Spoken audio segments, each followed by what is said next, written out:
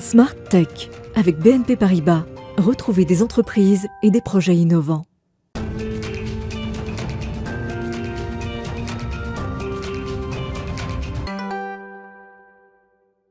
Bonjour à tous, bienvenue dans une nouvelle semaine de Smart Tech, l'émission qui est consacrée à l'innovation et au nouveau monde numérique et qui passe en direct sur la chaîne Bismart tous les matins à 11h.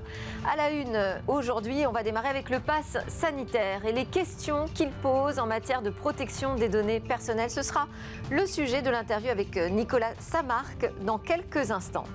Et puis au cœur de cette émission, on interrogera la pollution numérique. Quel est le réel impact environnemental du numérique? Et oui, il faut commencer déjà par avoir des indicateurs, des mesures pour pouvoir agir.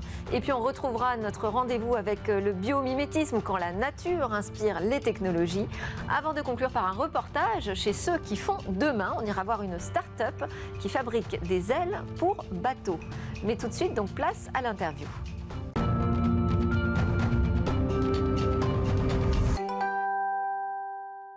Les professionnels de la protection des données personnelles en France témoignent sur le pass sanitaire. Bonjour Nicolas Samarc, vous êtes administrateur de l'Association française des correspondants à la protection des données à caractère personnel, autrement dit l'AFCDP plus rapidement.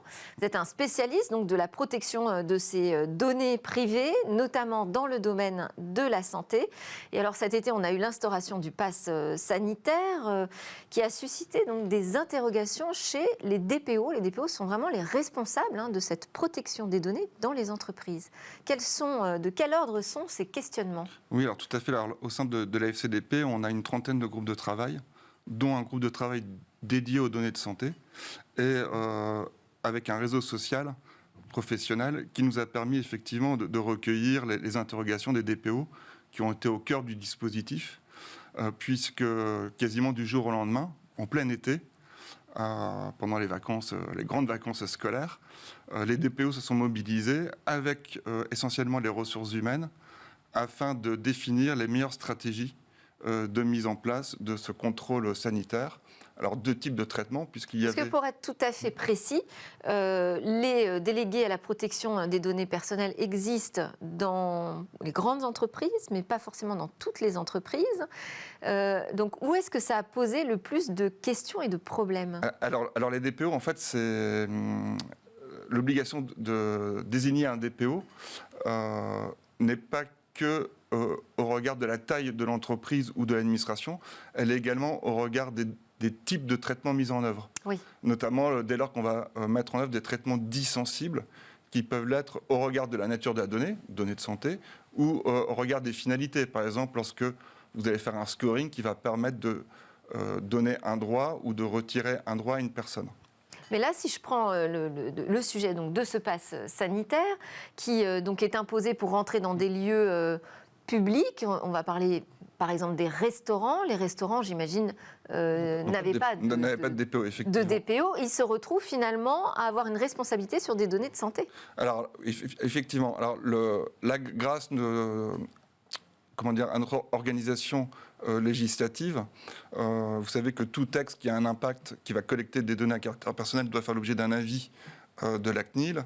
Et grâce à cet échange entre le législateur et l'autorité de contrôle indépendante, on a pu avoir des garanties sur le fait qu'effectivement, dans ces cas de figure, l'application qui va contrôler l'état sanitaire ne va pas faire remonter les données de santé proprement dites, mais simplement le fait que le pass est valide ou pas avec l'identité de la personne et sa date de naissance sans conservation de ces données.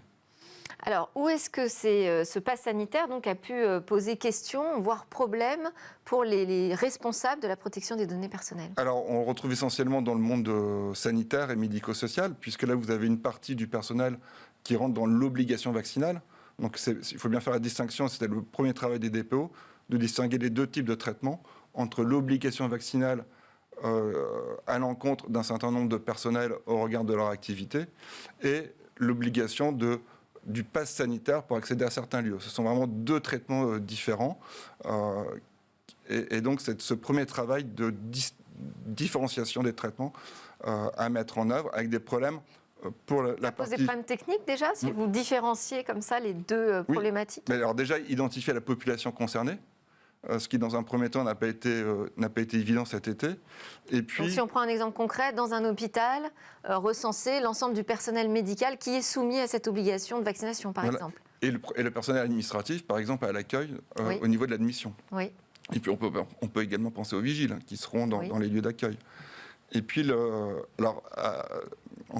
très compliqué à l'hôpital aussi, puisque vous aviez aussi le pass sanitaire obligatoire lorsqu'on vient se faire soigner, sauf en cas d'urgence. Et dans ce cas-là, la décision de passer l'obligation du pass sanitaire sur les patients incombe au personnel, à l'équipe soignante. Donc c'est quand même une responsabilité nouvelle qui leur a été incombée. Et tout cela sans venir complexifier la prise en charge des patients. Et alors, question technique, question juridique, donc qu'est-ce qu'il a fallu trancher et est-ce qu'aujourd'hui les choses sont en place ou il reste encore des questions importantes? Alors je pense qu'aujourd'hui, après quasiment 3 mois de pratique, le périmètre s'est stabilisé. En tout cas, la compréhension du périmètre applicable à ces deux types de traitements s'est stabilisée.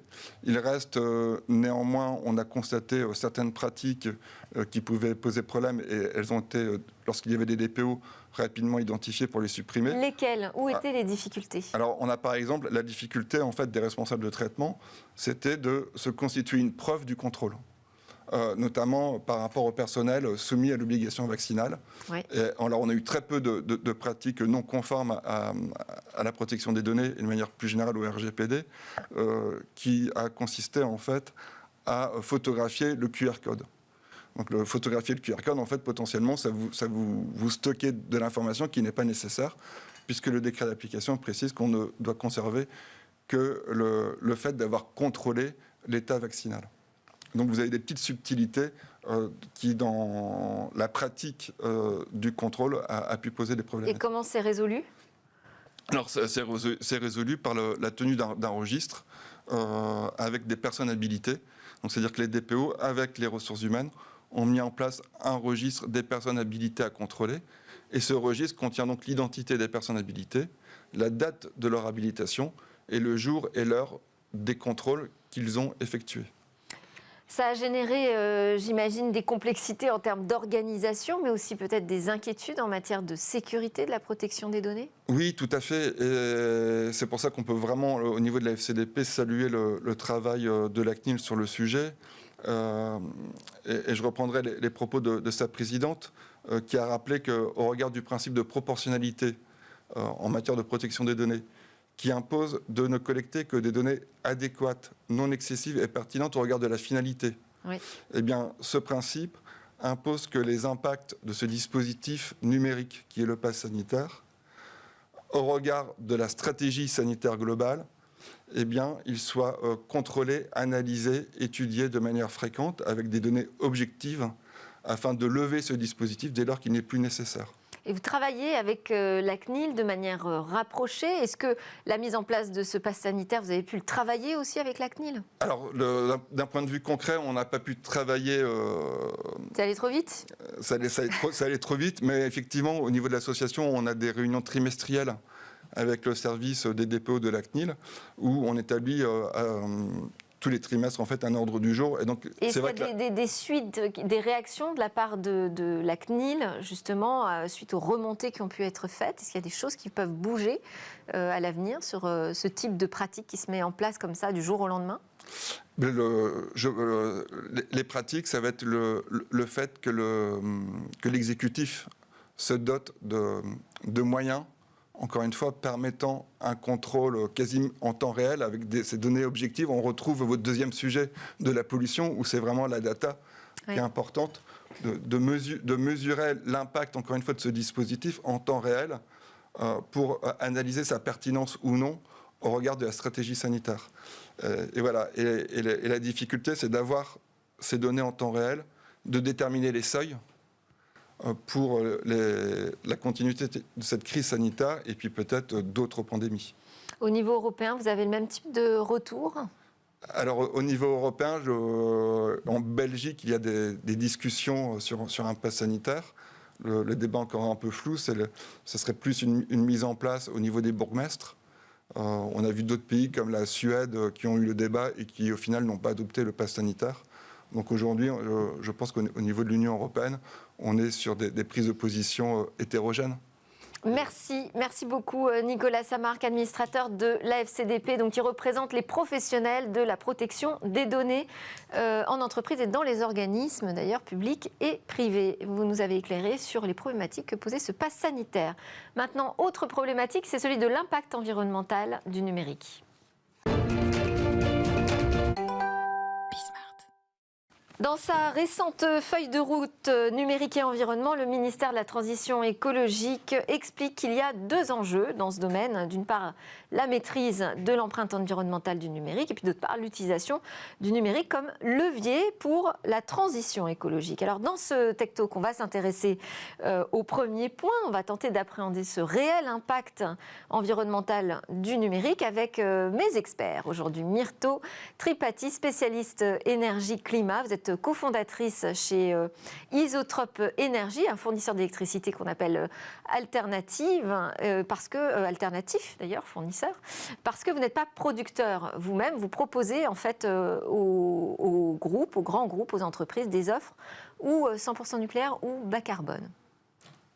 Alors, Jérôme Nicole, à vos côtés, consultant indépendant en infrastructures télécom et informatique. Vous êtes, un expert de toutes ces infrastructures, de la fibre optique, réseau mobile, data center. Vous travaillez sur l'optimisation des systèmes d'information, routage d'Internet et notamment tout cela sur les volets économiques et énergétiques. Alors, je voulais avoir déjà vos réactions sur les faits concrets. Moi, j'étais à un événement à La Rochelle il y a quelques jours qui s'appelle Beboost, dédié à la communauté open source. Et était présent Tristan Nitto, qui est un fondateur de Mozilla, qui s'intéresse désormais aux problèmes du numérique et de sa pollution. Et alors, ce qu'il nous dit, c'est que le numérique arrive en 3e position en matière d'émissions de gaz à effet de serre. Ça veut dire que ce n'est pas le problème numéro 1, mais enfin qu'il a quand même sa part de travail à faire. Et il dit qu'il faut se concentrer sur ce qui a le plus d'impact, à savoir les terminaux, les réseaux et les data centers. Déjà, est-ce que vous êtes d'accord là-dessus, sur aujourd'hui le numérique, 3e responsable des émissions de gaz à effet de serre, et ces priorités sur lesquelles on doit travailler? Alors, je pense que la première question, c'est de définir le périmètre. En France, le chiffre n'est pas bon. Pris dans sa globalité, on ne dispose aujourd'hui que d'estimations d'ordre de grandeur avec des marges d'erreur et pour le coup, affirmer tel quel un pourcentage, aujourd'hui, tant qu'on n'est pas d'accord sur la méthode, sur ce qu'on compte, sur les externalités négatives comme positives, en fait, c'est assez audacieux d'établir un classement des problèmes. Et tant qu'on n'est pas... On a quand même, je crois qu'on en est au 6e rapport du GIEC, qui nous donne des indications aujourd'hui sur ces responsables des émissions de gaz à effet de serre. Tout à fait, mais le GIEC porte sur des sujets beaucoup plus macro et pas spécifiquement sur telle ou telle industrie. On va voir l'Agence internationale de l'énergie. Alors c'est vrai, quand il parle de 3e position, pardon, juste pour préciser, il parle de la partie équipement dans laquelle on retrouve le numérique, mais pas uniquement. Voilà. Et sur la partie empreinte globale du numérique, il y a une particularité, c'est qu'on a une partie terminaux, on a une partie infrastructure et une partie service. Oui. Et les trois ont des empreintes radicalement différentes. Typiquement, l'Agence internationale de l'énergie reprend régulièrement des rapports alarmistes sur le sujet, où en fait la clé de répartition est une empreinte de l'infrastructure strictement proportionnelle aux usages. Or, l'infrastructure, elle est là, elle a coûté la même chose à mettre en place qu'on s'en serve ou pas, et la variabilité de son empreinte, en fonction de l'usage, est une proportion très faible de l'ensemble. Donc on a un problème sur les outils de mesure déjà. Et sur les capacités d'accès aux données. Une réaction ? Oui, si je peux me permettre, de manière globale, peut-être pour reposer un petit peu le cadre. Quand on parle d'empreinte environnementale, on parle certes de climat. Alors, c'est vrai qu'aujourd'hui, l'empreinte en termes de gaz à effet de serre est une donnée essentielle du problème. Il faudra aussi parler un tout petit peu, ou en tout cas ne pas omettre de parler de tout ce qui reste de l'empreinte environnementale, c'est-à-dire les extractions minières, la gestion des déchets, la pollution, etc. Tout ça reste une empreinte environnementale qui est aussi importante pour toutes les industries. Je ne vise pas du tout particulièrement le numérique là-dessus, mais bon, il faut bien avoir cette vision un peu globale. Et puis sinon, alors évidemment, pour aller dans le sens de mon collègue ici, les périmètres sont toujours en cours de définition. Il faut savoir que l'Union européenne a posé sa directive sur la question du numérique en 2005. C'est somme toute assez récent. Il y a encore beaucoup de méthodologies de comptage. Donc où est-ce qu'on commence, où est-ce qu'on finit? Ce qu'on peut dire, c'est que grossièrement, alors vous me corrigez si je me trompe, mais je pense qu'on peut aller jusqu'à dire que c'est à peu près 5% des émissions de gaz à effet de serre mondiales, tout compris, si vraiment on a une acceptation de l'écosystème numérique assez large. Et puis que globalement, on va dire une petite moitié concerne ce qui est infrastructure, data center, réseau, équipements, serveurs, et une grosse moitié les usages. Et moi, là, peut-être, où mon expertise est un petit peu plus ciblée, c'est rappeler que finalement, cette empreinte-là, elle est surtout l'empreinte de l'énergie qui est utilisée soit dans la fabrication des équipements, soit dans l'utilisation, c'est-à-dire nous, quand on recharge nos smartphones, nos équipements, etc. Et qu'en fait, c'est cette empreinte-là qu'il faut regarder. L'empreinte de l'énergie qui est utilisée à la fabrication et à l'usage. Et là, effectivement, où que vous soyez sur la planète, finalement, vous dépendez soit de l'endroit où les équipements sont fabriqués, donc on est en Asie essentiellement, Chine, Taïwan, Malaisie, Vietnam, pour ce qui est de la fabrication des équipements. Et puis dans les usages, c'est là où nous sommes, avec peut-être l'Europe du Nord, un très très gros consommateur, particulièrement, et puis le mix électrique qui dépend de chacun. Quand même, pour essayer de retravailler sur ces chiffres, parce que moi, j'en vois passer des indicateurs. On a encore là, le ministère de la Transition écologique qui nous dit, sur l'empreinte environnementale des terminaux, la phase de production des équipements numériques représente plus de 75% de l'empreinte environnementale du numérique. En France? Oui, tout à fait. Ce sont des chiffres du ministère français. Ouais.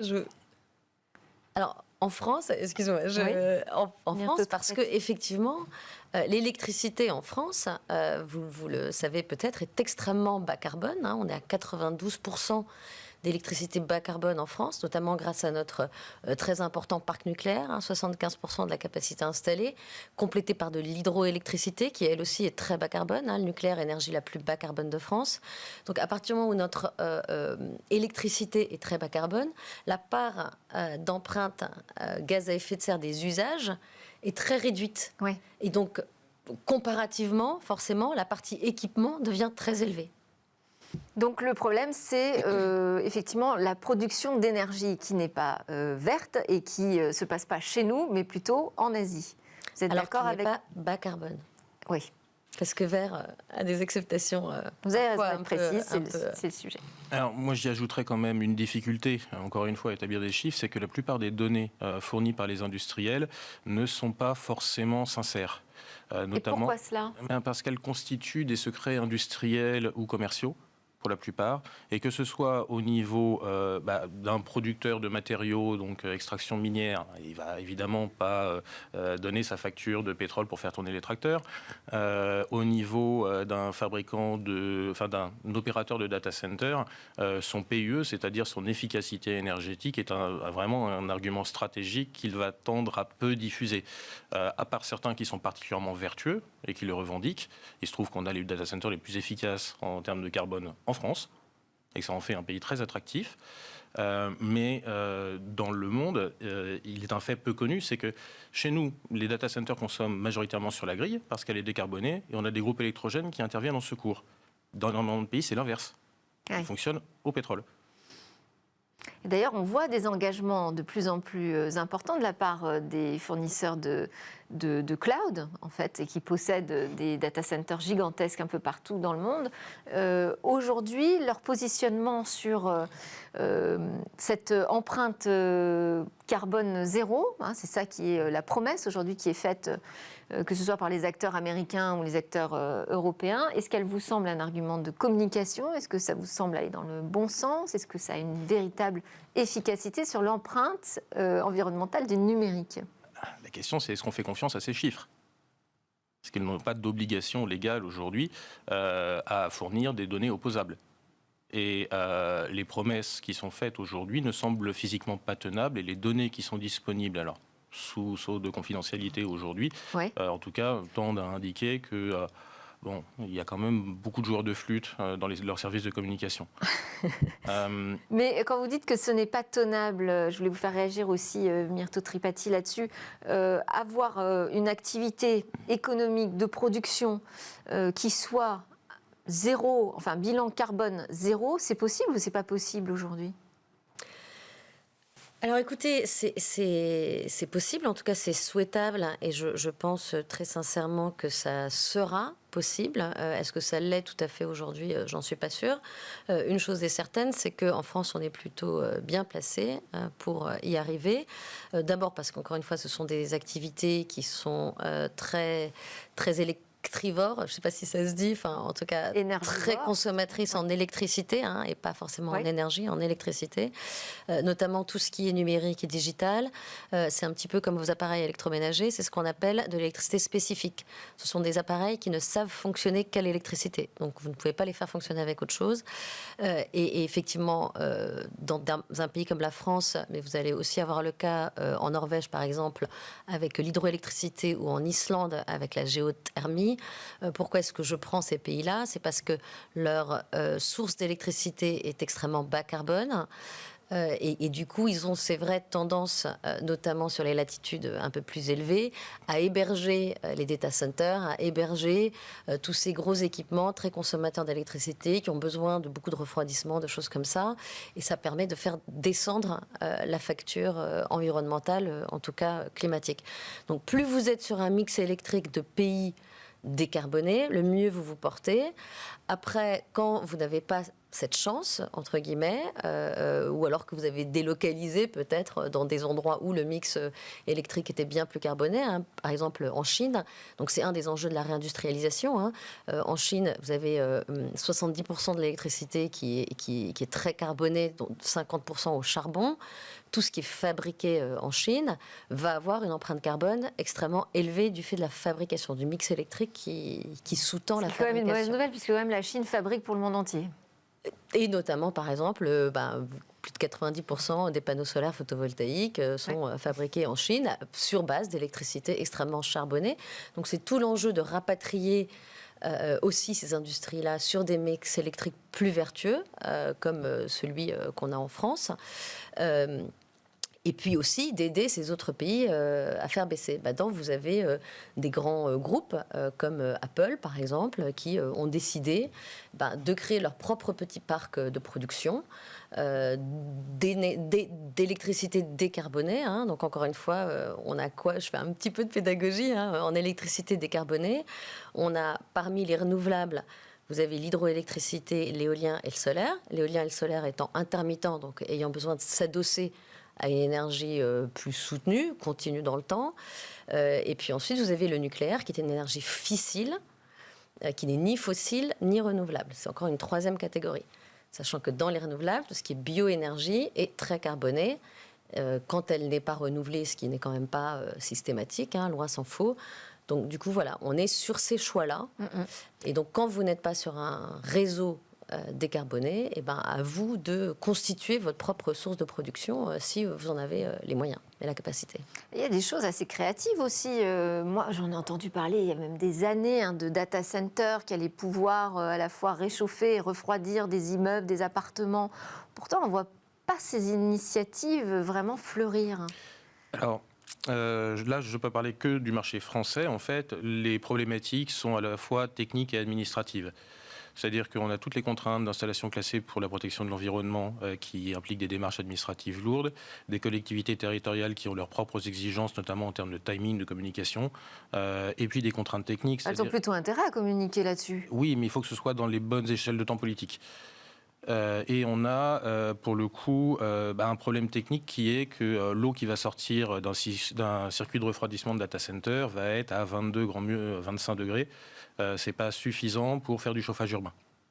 Donc il faut en plus soit une autre chaudière, soit d'autres... Ajouter un équipement voilà. supplémentaire. Ce qui réduira le bilan total de l'installation, mais qui en termes de delta de coût, aujourd'hui, se justifie que très rarement. En plus, ça implique quand même qu'on ait une proximité entre ces installations, donc à chaleur fatale, potentiellement récupérable, et les sources de consommation.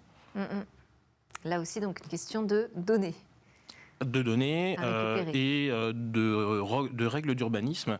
C'est-à-dire que mettre un data center en plein milieu d'un parc urbain résidentiel, ça peut paraître un peu choquant. C'est une installation qui est classée comme étant industrielle aujourd'hui. Même si les nuisances provoquées sont extrêmement faibles, il y en a un petit peu.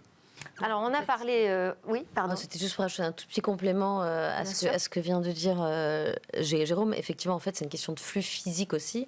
Hein, c'est ce que tu essayes d'expliquer. En fait, l'électricité se transporte très bien sur des très longues distances. Par contre, la chaleur, très mal. Donc, dès que vous voulez faire de la chaleur, finalement, vous êtes obligé de constituer une véritable proximité si vous ne voulez pas avoir des pertes en ligne qui viendraient dégrader votre rendement de chaleur de manière trop importante. Et puis alors en ville, les sous-sols, alors sur-sol, n'en parlons pas, mais les sous-sols aussi sont déjà bien occupés, surtout dans les grandes villes. Donc c'est peut-être aussi une complexité d'espace. Il y a quand même eu des cas avec de vraies réussites dans des villes nouvelles il y a quelques décennies, donc des data centers intégrés, ça s'est vu. Alors, donc on a parlé, on a évoqué la question des équipements, de leur fabrication, on a évoqué la question des data centers, on n'a pas encore parlé des réseaux, on entend un peu tout et son contraire sur la 5G. Jérôme Nicole, vous qui êtes un spécialiste de ces infrastructures, qu'est-ce que vous pouvez nous dire sur la 5G? Pollue plus, pollue moins? Alors, en fait, la 5G permet de faire plus avec moins ou plus avec plus en fonction de la pertinence des usages qu'on décidera de faire passer dessus. Ça ne justifie pas tant que ça un accroissement du renouvellement du parc, que ce soit des équipements côté opérateur ou parce que le marketing des opérateurs de toute façon pousse au renouvellement, l'obsolescence programmée sur de son smartphone, vous voulez les dire. failles de sécurité plus corrigées sur un grand nombre de smartphones, etc. Pousse de toute façon au renouvellement régulier. Et la plupart en fait de l'industrie télécom est déjà comme une utilisatrice très courante des circuits de réemploi. C'est-à-dire que les équipements, après avoir passé quelques années de vie en extérieur, vont être reconditionnés et envoyés dans d'autres pays pour vivre une seconde vie. Ça, c'est des circuits qui sont en place depuis 20 ans, même plus, et dont on est friand. C'est d'ailleurs grâce à ces circuits que le secteur est impacté, certes, mais pas aussi gravement que l'automobile, par exemple, à cause de la pénurie de composants électroniques, parce qu'on a l'habitude d'utiliser du matos reconditionné. Mais alors, on peut essayer de répondre quand même à cette question. Est-ce que la 5G consomme moins et moins énergivore que la 4G? Alors oui, parce qu'il y a des mécanismes, pour le coup, suite à des progrès techniques, comme par exemple l'adaptation dynamique de la puissance d'émission des antennes, chose qui n'était pas directement implémentable en 4G et qui est beaucoup plus facile à faire parce que les terminaux et les antennes négocient avec plus d'informations, justement pour adapter les profils d'émissions radio. Et donc, typiquement, en 4G, on pouvait abaisser la puissance radio entre minuit et 6 heures du mat parce que, grosso modo, personne n'utilise le réseau à ce moment-là. En 5G, ça va être une variation de charge dynamique, donc effectivement, la couverture. Parce que moi, j'ai entendu des installateurs s'étonner de devoir poser justement des installations beaucoup plus gourmandes en énergie au moment où ils installaient les antennes 5G. Alors, il y a un autre phénomène, en fait, c'est que on a des soucis sur la grille de distribution d'énergie qui font que, pour se donner un petit peu plus de marge de manœuvre, comme tous les équipements radio sont alimentés en courant continu, on est capable de contribuer à l'équilibrage des phases du réseau Enedis en passant les installations en triphasé. Ce n'est pas uniquement une question d'augmentation de puissance, mais pour le coup, on a encore une fois une vertu du numérique pour aider à pallier au sous-investissement sur la grille. Très bien, merci pour cet éclairage. Est-ce que vous avez des opérateurs, Myrto Tripati, parmi vos clients qui cherchent justement des solutions alternatives pour fournir en énergie ces réseaux ? Alors, oui, alors il me faut préciser peut-être un petit peu à propos d'Isotope. En fait, Isotope est donc un fournisseur alternatif d'électricité, au même titre que ceux que vous connaissez, Total Energy, Nercop. C'est un revendeur, ces gens-là. En fait, hein. C'est un revendeur d'électricité, enfin ça sera un revendeur, avec la particularité qu'effectivement on a deux offres Les deux sont bas carbone, une 100% nucléaire et une hydro plus nucléaire. En fait, c'est 100% pilotable, on va dire. Ouais. C'est-à-dire des productions d'électricité qui s'adaptent à la consommation plutôt que l'inverse. Et alors, en réalité, pourquoi est-ce que je dis on sera ? Parce que pour l'instant, le cadre réglementaire associé à la possibilité d'identifier et d'étiqueter votre électricité comme étant nucléaire est en train d'être mis en place et que donc on n'est pas encore sur le marché. D'accord. Et quand on le sera, nos clients principaux seront les particuliers aussi et pas du tout seulement les entreprises. Enfin, ça, c'était une petite Très bien. Non, mais précision. c'est Donc, c'est important. tout un marché d'électricité qui est en est train extrêmement de- complexe de- et foisonnant aujourd'hui. De se construire. Mais pour répondre à votre question, il y a donc une très grande appétence de la part des entreprises, et puis comme des particuliers aussi, mais en particulier des entreprises, pour décarboner autant que possible leur empreinte. Ça, c'est tout à fait avéré, et c'est une tendance qui, en plus, se concrétise à travers tout ce qu'on appelle les reportings sociaux et environnementaux. C'est des choses qui sont prises en compte de manière croissante par la réglementation, par tout ce qui est financement, fonds d'investissement, etc. Ce sont des problématiques qui deviennent de plus en plus accrues. Parce qu'il y a des obligations, en fait. Et parce qu'il y a des obligations, tout à fait. Et alors, juste pour rebondir sur ce que disait Jérôme, je pense que l'intérêt du numérique, pour ce qui est de l'empreinte écologique en général, de ces entreprises-là, c'est de permettre une optimisation plus fine, finalement, des procédés, des manières de faire, que ce soit sur la gestion interéquipement ou que ce soit la question du transport ou de la logistique. Toute la partie numérique et une optimisation de l'utilisation du numérique, notamment via la 5G, est aussi une manière de faire mieux, et donc avec moins, peut-être avec moins de matériaux, avec moins de temps, avec moins de distance, toutes ces choses qui finalement contribuent à réduire petit à petit Mais il va falloir y aller très vite, écologique. très fort, vu les urgences. Et puis alors, malheureusement, je vois bien que vous vouliez réagir, mais on n'a plus le temps, parce qu'il y a aussi la question des usages du numérique, qui aussi porte une part dans cette émission de gaz à effet de serre du numérique de manière globale. Malheureusement, ce sera donc pour un autre sujet. Je reparlerai avec vous avec grand plaisir. Je sais notamment que, par exemple, le sujet sur la collecte des données est un sujet majeur en la question. Merci beaucoup à Myrto Tripathi, cofondatrice chez Isotope Énergie, spécialiste donc énergie-climat, et à Jérôme Nicole, consultant indépendant, spécialiste en infrastructures télécom et informatique, pour vos éclairages. Juste après Merci la pause, beaucoup. on parle d'IA, d'intelligence artificielle et d'algorithmes bio-inspirés.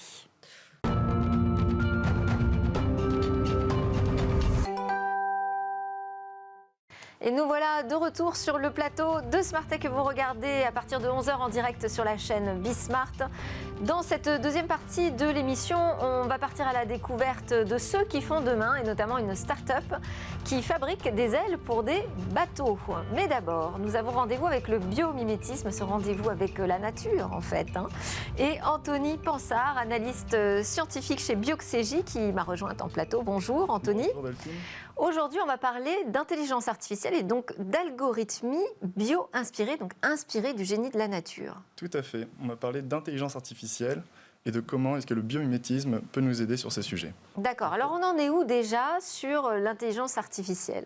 Alors, pour donner un peu de contexte, l'intelligence artificielle, ça a donc été un terme qui a été créé en 1955 par John McCarthy, qui est donc un grand contributeur du domaine. Mais je pense que même lui, à l'époque, n'aurait pas pu prédire à quel point le progrès allait être fulgurant pour l'intelligence artificielle et comment ça allait façonner nos sociétés, nos industries et même nos télécommunications. Et même aujourd'hui, nos rapports interpersonnes.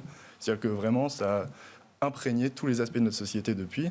Et l'intelligence artificielle... Avec une très très grosse accélération là, sur ces dernières années, Complètement. grâce à l'augmentation de la capacité de calcul des ordinateurs. Complètement. Et un outil si puissant, ça pose forcément beaucoup de questions éthiques, de société, mais avec cette explosion de la capacité calculatoire aussi énergétique et environnementale, bien sûr. Voilà, tous ces sujets que nous traitons dans Smartech. Alors là, nous, on va faire un focus sur la manière dont cette intelligence artificielle peut-être est bio-inspirée.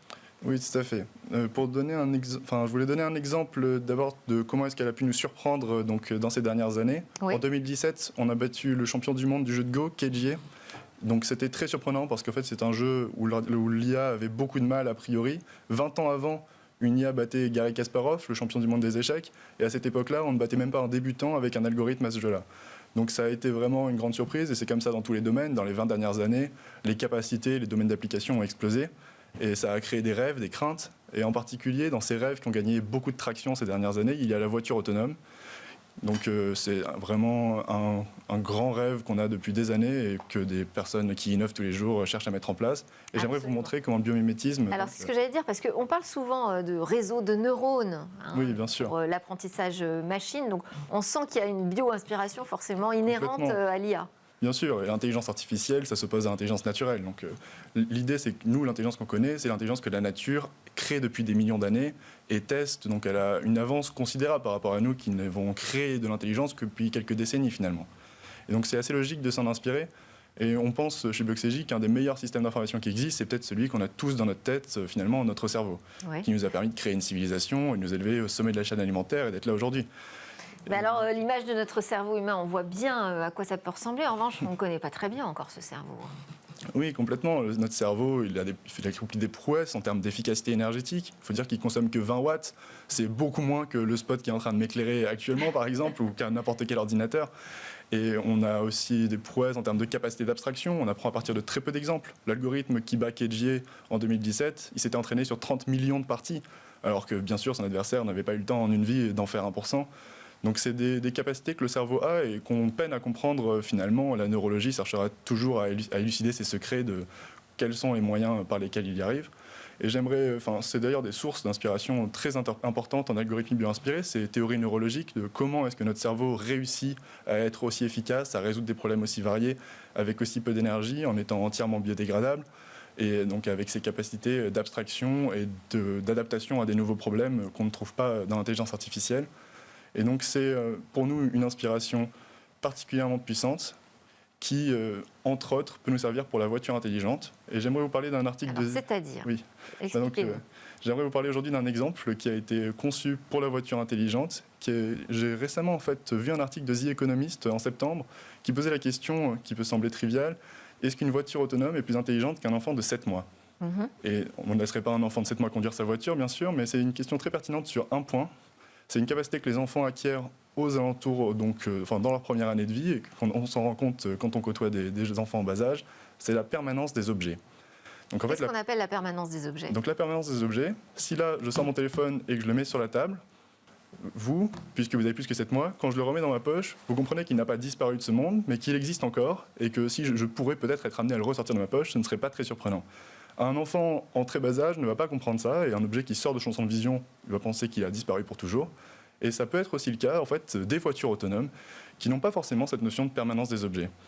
Et donc c'est une innovation qui porte sur ça, qui a été créée par DeepMind, dont on parlait précédemment, qui est donc une pointure du domaine de l'informatique. Qui appartient au géant Google ? Qui est, oui, une entreprise anglaise, mais qui est maintenant une filiale de Google spécialisée dans l'IA, qui a beaucoup fait parler d'elle, et qui a créé donc un algorithme de reconnaissance d'images qui incorpore cette notion de permanence des objets pour raisonner à plus haut niveau. Donc en fait, elle va adapter son modèle en maintenant une liste de tous les objets qu'elle a perçus dans son environnement à chaque instant. Et donc au lieu d'analyser image par image son flux vidéo et de reconnaître là une voiture, là une personne, elle va garder en tête toutes les personnes, voitures, usagers de la route qu'elle a pu croiser dans les derniers moments et comprendre à quelle vitesse ils vont, quelle est leur orientation. Et ça va lui permettre, par exemple, si un objet passe dans son angle mort, de continuer à comprendre où est-ce que l'objet est, même si on ne le voit plus, où est-ce qu'il risque de réapparaître. Et donc ça va permettre d'être... Donc c'est-à-dire que non seulement il s'agit de stocker, garder en mémoire l'ensemble des objets qui passent dans le champ visuel, on va dire, de la voiture, mais en plus de faire des prédictions. Tout à fait. En fait, l'enjeu pour une voiture autonome, c'est d'être capable de faire comme nous sur la route. C'est-à-dire qu'on est capable de comprendre son environnement à partir d'informations partielles. On a des angles morts dans une voiture, on ne voit pas toujours tout, mais on est obligé de diriger notre attention et de maintenir un modèle de où sont les autres voitures et usagers qu'il faut protéger sur la route. Et ça, c'est essentiel si on veut avoir des voitures intelligentes qui ne mettent pas en danger ni les utilisateurs, ni les autres... C'est là où on voit la complexité. C'est-à-dire qu'avec une notion assez... petite finalement de ce qui est capable de produire notre cerveau, ça demande des puissances de calcul et une gestion de la donnée qui est absolument gigantesque. Oui, complètement. La voiture autonome, c'est connu pour être un des problèmes d'algorithmique les plus compliqués, parce qu'on intègre un ordinateur dans votre voiture, donc on est sur une batterie qui n'a pas une grande capacité énergétique. On va à très haute vitesse, on doit avoir une analyse en temps réel qui est presque infaillible, parce que sinon c'est des risques inacceptables. Merci beaucoup Anthony Pansard, analyste scientifique chez Bioxégie, de nous avoir parlé de cette IA qui est bio-inspirée et qui cherche à copier notre cerveau parfois. On suit le chemin de l'innovation dans Smartech avec à découvrir des ailes fabriquées pour des bateaux. On suit le chemin de l'innovation et le chemin aussi de l'environnement aujourd'hui dans Smartech, puisque selon l'Organisation maritime internationale, 5% des émissions mondiales de dioxyde de carbone proviennent du transport maritime. Alors pour répondre à ces enjeux écologiques, on a une start-up française, Aero, qui a créé Ocean Wings, donc des ailes pour bateaux qui permettent de diminuer de 45% la consommation en carburant des navires. Le cargo d'ailleurs Canopé, qui transportera la fusée Ariane 6 vers Kourou l'année prochaine, en sera équipé. Explication de Romain Gransart, directeur business développement de la société Aero. C'est un sujet réalisé par Cécilia Sévry et Cossé Labouèche. Aero conçoit et fabrique les Ocean Wings. C'est une aile de propulsion totalement automatisée et affalable. C'est un système qui est breveté et qui permet en fait d'apporter une propulsion éolienne additionnelle aux navires de commerce, leur permettant de réduire leur consommation de carburant jusqu'à 45% et d'autant leur émission de gaz à effet de serre. L'Organisation maritime internationale a fixé un objectif de réduction de carbone de 40% d'ici 2030 et de 70% d'ici 2050 sur leurs émissions de gaz à effet de serre, de carbone plus précisément. Et donc c'est une industrie qui a besoin de trouver des technologies pour atteindre ces objectifs.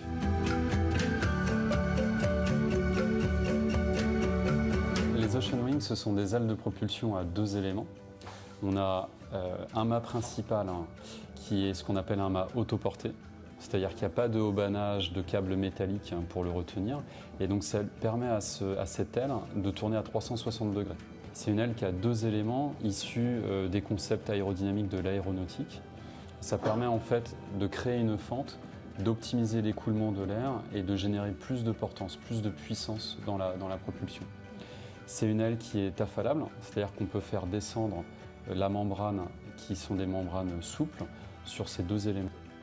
C'est un système qui est entièrement automatisé, avec notre propre logiciel propriétaire, qui permet aussi d'optimiser les réglages en temps réel. On a des anémomètres, des capteurs qui permettent de mesurer le vent en termes de force et d'angle par rapport au navire. Ensuite, on a notre algorithme intégré sur le navire, qui en fonction des forces de vent et des angles d'incidence va générer une instruction à notre système automatisé et qui ensuite va régler à la fois l'aile sur son angle d'incidence par rapport au vent et ensuite le volet arrière pour régler ce qu'on appelle la cambrure et avoir donc une poussée optimale en temps réel. Notre ambition et notre volonté, c'est d'équiper le plus de navires possible avec ce système qui va permettre aux armateurs, aux opérateurs maritimes de répondre à leurs enjeux à la fois de compétitivité et environnementaux, donc en réduisant leur empreinte et leurs émissions de gaz à effet de serre. Et ça va passer par l'hybridation de leur propulsion, c'est-à-dire arrêter d'avoir uniquement de la propulsion thermique, apporter de l'éolien pour la réduire significativement, et c'est aussi leur permettre d'assurer leur transition avec des technologies qui sont déjà prêtes, déjà opérationnelles, tout en préparant le futur. Et voilà, c'était Smartech, une émission dédiée à l'innovation, au nouveau monde du numérique et aux questions qu'il pose, ce nouveau monde. Merci à tous de nous avoir suivis à la télé, sur le web et les réseaux sociaux. Je vous dis à demain pour de nouvelles discussions sur la tech dans Smartech.